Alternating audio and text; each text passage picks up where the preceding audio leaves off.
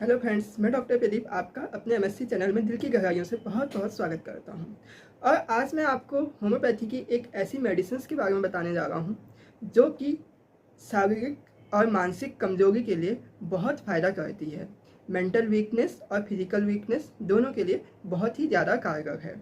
इसके साथ ही ऐसे लोग जो कि जिन्हें भूलने की दिक्कत है, भूलने की बीमारी है, तो उन लोगों के लिए भी यह मेडिसिन बहुत अच्छा काम करती है। मेडिसिन का नाम जानने से पहले हम मेडिसिन के कुछ लक्षणों को जानेंगे, क्योंकि होम्योपैथिक मेडिसिन लक्षणों के आधार पर ही यानी कि सिम्टोमेटिकली ही इलाज करती है, इसलिए लक्षणों का पता होना बहुत ज़रूरी है। इस मेडिसिन की खास बात यह है कि पेशेंट जो होता है इस मेडिसिन का वह बहुत ज़्यादा वीक होता है, मेंटली वीक और फिजिकली वीक।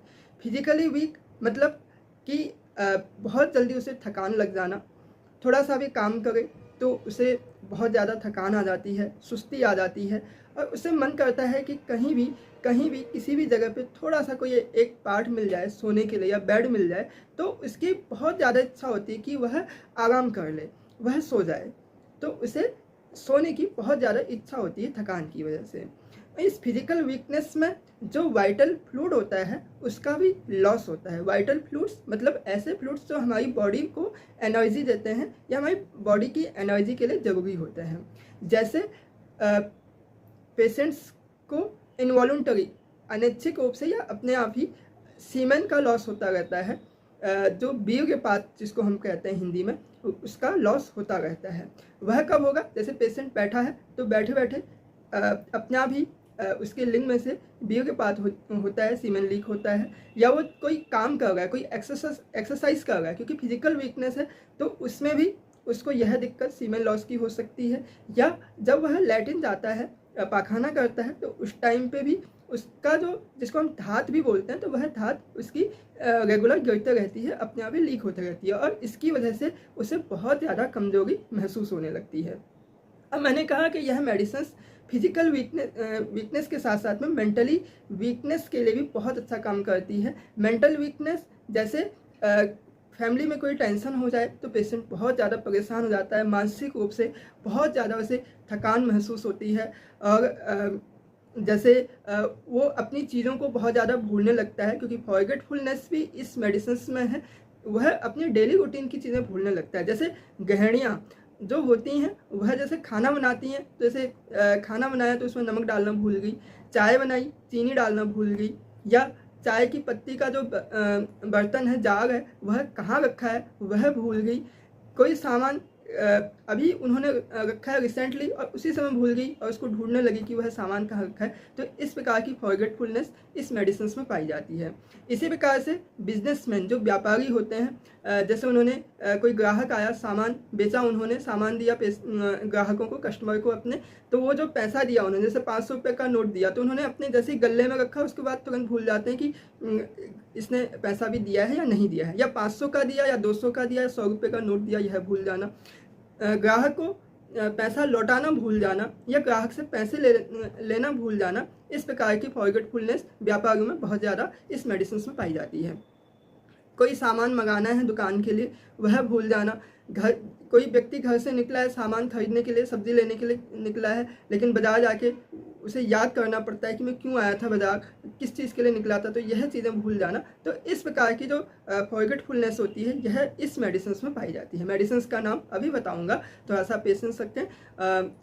ठीक है, एक हिंट मैं देता हूँ कि इसमें क्या होता है, जो फॉरगेटफुलनेस होती है, जो एक इसका स्पेसिफिक सिम्टम्स है इस मेडिसिन का, कि व्यक्ति जिस सामान को अपने दैनिक रूटीन में भूल गया है या जिस चीज़ को वह भूल गया है, वह जब रात में सोता है तो सपने में उसे अपनी भूली हुई चीज़ें याद आ जाती हैं कि वह क्या भूला हुआ था। जैसे किसी व्यक्ति ने ताला लगाया, उसकी चाबी कहाँ रख दी वह भूल गया, दिन में पूरे दिन भर ढूंढता रहा, उसको याद नहीं आया, लेकिन क्या होता है कि रात में सोता है, उसको सपने में उसे वो चीज़ सोते समय याद आ जाती कि अरे मैंने तो चाबी वहाँ रखी थी। तो उसे इस प्रकार के ड्रीम्स आते हैं जिसमें वह भूली हुई चीज़ों को रिकॉल कर लेता है। यह इस मेडिसिन का स्पेसिफिक करेक्टरिस्टिक सिम्टम्स है। अब जो होम्योपैथिक डॉक्टर्स होंगे या फिर जो होम्योपैथी में इंटरेस्ट रखते होंगे, मेडिसिन पढ़ते होंगे, तो उनको यह मेडिसिन रिकॉल हो गई होगी कि मैं किस मेडिसिन के बारे में बात कर रहा हूँ। इसी प्रकार से इस मेडिसिन के साथ में जो मेंटली वीकनेस है, फिजिकल वीकनेस है, फॉरगेटफुलनेस है, इसके साथ साथ में कुछ और भी सिम्टम्स होते हैं, जैसे पेशेंट्स थोड़ा सा कामुक होता है, उसके दिमाग में जो है सेक्सुअल डिज़ायर्स के या सेक्सुअल थॉट्स जो होते हैं वह चलते रहते हैं। लेकिन यहाँ पर भी मेंटल वीकनेस की वजह से या फिजिकल वीकनेस की वजह से वह अपनी इन काम वासनाओं को, काम इच्छा को पूरा करने में असमर्थ रहता है। इसकी वजह से कि उस व्यक्ति का जो वैवाहिक जीवन होता है वह अव्यवस्थित हो जाता है, इस फिजिकल वीकनेस की वजह से कि सेक्सुअल थॉट्स होते हुए भी वह अपने सेक्सुअल एक्टिविटीज़ को अंजाम नहीं दे पाता है, मतलब वह सेक्सुअली इम्पोर्टेंट हो जाता है। तो सेक्सुअली इम्पोर्टेंट के लिए, नपुंसकता के लिए भी यह मेडिसिन बहुत ज़्यादा कारगर है। तो ये चीज़ें मैंने बताई। हाँ, इस पेशेंट में क्योंकि जब फिजिकली वीकनेस होती है और उसके साथ साथ में मेंटल वीकनेस होती है, तनाव ज़्यादा होता है, तो आपने देखा होगा कि पेशेंट्स, उस व्यक्ति में बालों के झड़ने की दिक्कत भी बहुत ज़्यादा होती है। तो हेयर फॉल्स के लिए भी यह मेडिसिन बहुत ज़्यादा अच्छा काम करती है, बशर्ते कि यदि उस पेशेंट्स में मेंटल वीकनेस और फिजिकल वीकनेस की वजह से हेयर फॉल्स की दिक्कत ज़्यादा हो रही हो। तो फ्रेंड्स, मेडिसिन का नाम है सेलेनियम। लेनी कैसे है?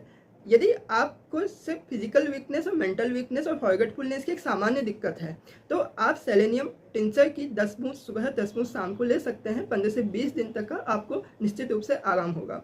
लेकिन यदि आपको इन समस्याओं की वजह से आपका जो दैनिक जीवन है, जो रूटीनली लाइफ है, वह डिस्टर्ब हो गई है, यह समस्या कुछ ज़्यादा है, तो आप सेलेनियम 30 की एक ड्रॉप 5 दिन में एक बार लेनी है, सुबह खाली पेट। और 5 दिन के बाद जब आपको आराम मिलता है, तो उसके बाद में जो नेक्स्ट डोज लेंगे आप सेलेनियम टिंचर की, तो उसे थोड़ा सा पोटेंटाइज करके, मतलब होम्योपैथी में क्या होता है कि यदि आप होम्योपैथी जानते हैं, मैं बता देता हूँ कि जैसे ये सेलेनियम है, माना ये सेलेनियम की डोज है, तो इसको आप नेक्स्ट डोज लेने से पहले 10 स्टॉक दे दें। 1 2 3 4 5 6 7 8 9 10, इस प्रकार से हथेली में 10 स्टॉक देके सेलेनियम 30 की नेक्स्ट स्टॉक 5 दिन के बाद में ले लें। इससे क्या होता है कि इस प्रकार से 10 स्टॉक देने से जो मेडिसिन की जो पोटेंसी होती है, जो एनर्जी होती है, वह कुछ हद तक बढ़ जाती है, तो यह फायदा करती है। अन्यथा यदि आपने सेम मेडिसिन पहले दी है, बिना स्टॉक लिया, अगर उसकी अगली मेडिसिन ले दी, तो फिर उसका कोई फायदा नहीं होता है।